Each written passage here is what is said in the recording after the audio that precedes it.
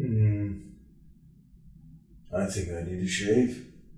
Hello again, my name is Sadi and this is CineStuff. What we're going to talk about today is handheld shooting, from small DSLRs to big cameras, to improve the cinematography of your story. Now, handheld footage is basically three things. It's dynamic, it's versatile, and it's freeing.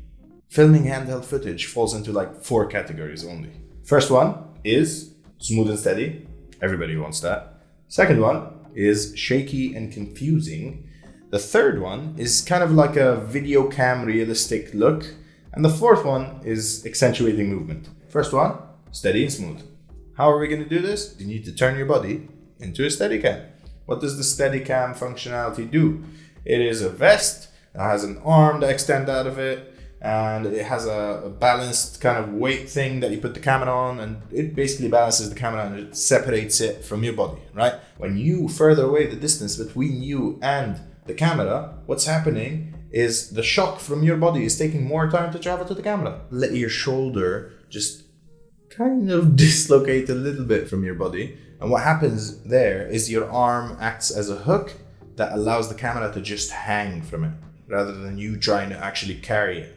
That way it's actually steadier.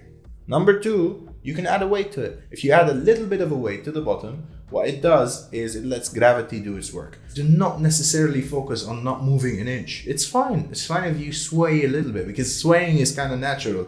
But when you get that kind of jitter, that's where you're going to see the shake, and it's going to be really unnatural and it's not going to work. Another thing that you have to keep in mind is that the closer that you get, the more vibrations that you're going to get. There's no way. You're closing in on the subject from a further distance, and what's going to happen is the vibrations are going to become more noticeable.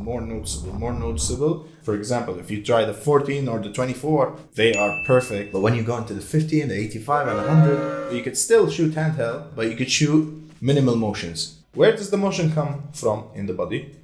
Comes from the hips. Always kind of shaking the camera. We need to eliminate that as much as possible. To do that, simple physics. The heel surface area is much bigger than the toes. So what you need to do is you need to step on your toes and then back down until you reach the heels. This will take a lot of training, but once you actually perfect that, it will become like a second nature to you. Now, another thing that you can do is you need to know the capabilities of your body. So sometimes you want a sliding motion from one side of the body to the other.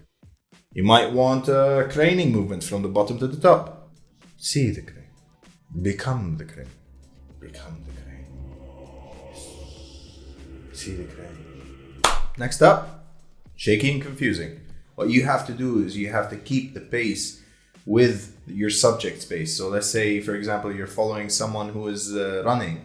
You keep that shake, but you keep it to their actual footsteps. So run on exactly the same pace to get that nice effect.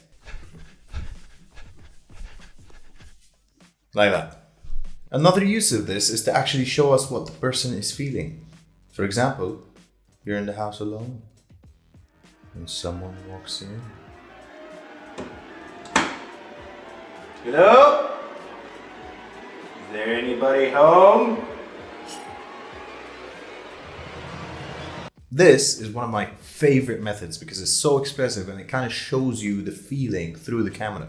Third way you can shoot handheld is basically shoot it like a video camera, like a home kind of camcorder thing to make it look realistic. A lot of DPs decide to use it to just make footage look like it's old or it's like some kind of memory that they're going through. And some of them even use it for like this creepy kind of voyeuristic feel to the footage. The last handheld technique we're going to talk about is accenting movement. There's repetitious movement and there's single movement. You can find repetitious movement anywhere that you look. Cutting the vegetables or stirring the tea, sawing, or even cutting a piece of bread. It's pretty cool if you use it in the right place.